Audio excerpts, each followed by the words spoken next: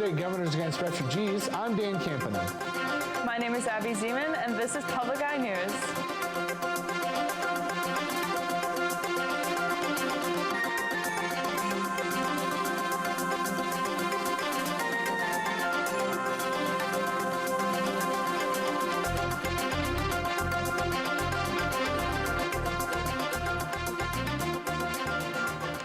The U.S. Coast Guard is investigating potential environmental law violations in connection with an ocean-going bulk freighter currently being held in Duluth.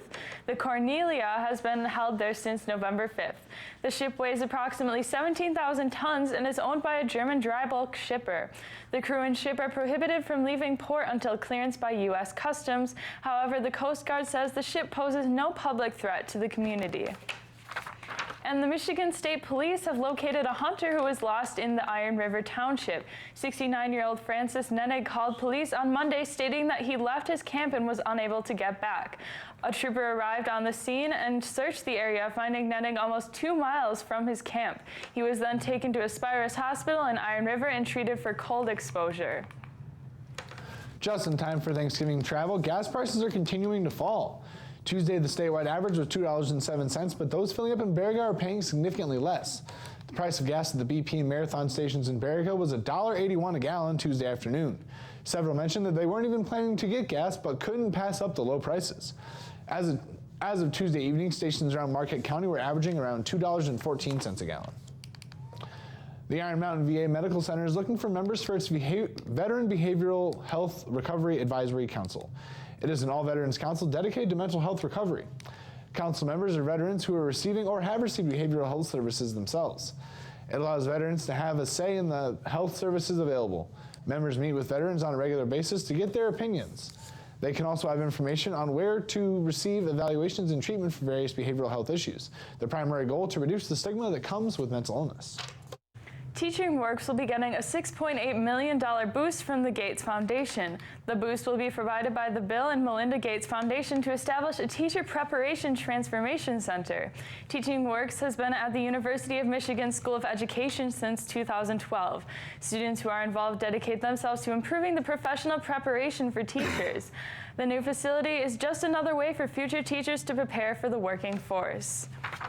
The Ralph Wilson Jr. Foundation is giving $17.4 million in grants to the Detroit area. The grants announced range from $25,000 to $2 million and will be given to over 20 Detroit area organizations. The recipients include Angela Hospice, the Ann Arbor Area Community Foundation, and the Chandler Park Conservancy. And after the break, we'll have your national and international news. Stay tuned. Coming up on Craft in America. Music is one of the oldest ways of communication. For hundreds of years, we were singing with our voices, we were making instruments. The trumpets are custom made for each player, which almost nobody on the planet does. It's a work of art just sitting on a stand, but in the hands of a musician, it turns into an expressive paintbrush for music. This Friday at 10 p.m. Eastern. Welcome back. More than half of the nation's governors say they oppose letting Syrian refugees into their states, although the final say on this contentious immigration issue will fall on the federal government. States protesting the admissions of refugees range from Alabama to New Hampshire to Michigan. Among these 31 states, all but one have Republican governors. The announcements came after authorities revealed that at least one of the suspects believed to be involved in the Paris attacks entered Europe among the current wave of Syrian refugees. Some leaders say they either oppose taking in any Syrian refugees being relocated as part of a national program, or ask that they be particularly scrutinized as potential security threats. Only 1,500 Syrian refugees have been accepted in the United States since 2011, but the Obama administration announced in September that 10,000 Syrian refugees will be allowed entry next year. French security teams raided an apartment building overnight looking for the man behind Friday's deadly attacks in Paris. Jonathan Vigliotti has the latest from Saint-Denis, just outside Paris. Heavy gunfire and explosions rocked a Paris suburb. SWAT teams hit an apartment building looking for the mastermind of the terror attacks. I heard some explosions, 4 or 5 explosions. And then I opened the door and I heard gunshots, many gunshots. Telephone surveillance and eyewitness accounts led police to believe that Abdelhamid Aboud may be hiding in the building. Police arrested 7 people, but have not said if they caught the Belgian militant accused of planning the attacks. 2 people were killed during the shootout that lasted for hours, including a woman who blew herself up with a suicide vest. Residents were jolted awake. This man says his son was screaming as he hid under the bed. Saint-Denis is a poor suburb of Paris with a large Muslim community. It's also near the National Soccer Stadium, one of 6 sites terrorists targeted Friday night. French President François Hollande praised the bravery of the security forces and said his nation is at war against terrorism. French police have conducted more than 400 searches since Sunday and seized dozens of weapons. In Paris, mourners are still crowding makeshift memorials to pay tribute to the victims. There's definitely a feeling that things aren't quite the same, and I think it's going to take time. The French government now says all 129 people killed in Friday's terror attack have been identified. Jonathan Vigliotti, CBS News, Saint-Denis, France. 2 Air France flights headed from the United States to Paris were diverted because of bomb threats. Flight 65 was diverted to Salt Lake City after a bomb threat was called in from the ground. Shortly after, Air France Flight 55 was diverted to an airport in Nova Scotia, also because of a called-in bomb threat. These threats came 4 days after a wave of deadly attacks that terrorized the French capital. The White House says it will not end a program that allows thousands of Syrian refugees into America, so House Republicans are trying to take matters into their own hands. Craig Boswell has more details from Capitol Hill. Republicans in Congress introduced legislation Tuesday evening to change the Obama administration program that will allow up to 10,000 Syrian refugees into the country. Remember, ISIS, in their own words, said we want to exploit the refugee process to infiltrate the West. The new bill would require the Department of Homeland Security to certify that each refugee is not a security threat and has undergone a background investigation. But at a classified briefing Tuesday, Jay Johnson, the head of the department, told lawmakers that's already happening. In the last 2 years, we've only admitted about 1,800 refugees from Syria. That process takes 1.5 to 2 years to complete the vetting. It's very thorough. During an overseas trip to the Philippines, President Obama called the bill offensive and said lawmakers have nothing to fear from people who have been driven from their homes by ISIS. They're victims of this terrorism. The Obama administration says only 2% of the 2,300 refugees accepted so far are single men of combat age. Apparently they're scared of widows and orphans coming into the United States of America as part of our tradition of compassion.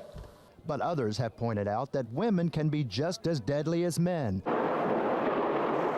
pointing to the suicide bombers in Paris last night as proof. Craig Boswell, CBS News, Capitol Hill. The Russian passenger jet that crashed over Sinai, Egypt, was brought down by a bomb estimated to contain 1 kilogram of explosives. According to Russian Federal Security Service on Tuesday, the Russian government is offering a $50 million reward for information about those who brought it down.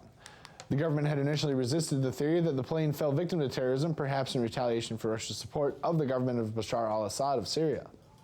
Also on Tuesday, U.S. defense officials said Russia had conducted a significant number of strikes in Raqqa in northern Syria in the past several hours. The terrorist group ISIS, which has claimed responsibility for downing the plane, has made its Syrian home in Raqqa. The Metrojet flight crashed on October 31st after departing from Egypt, killing all 224 people on board. And stay tuned, because after the break, we'll be back with your weather and sports.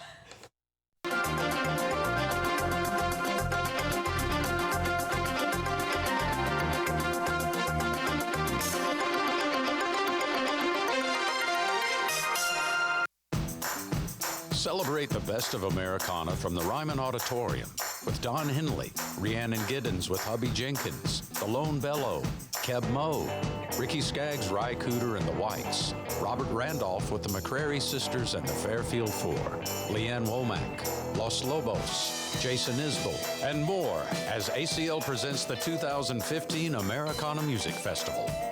Tune in Saturday night at 11. Hello, welcome back to Public Eye News. I'm Eric Shapiro with a look at your weather.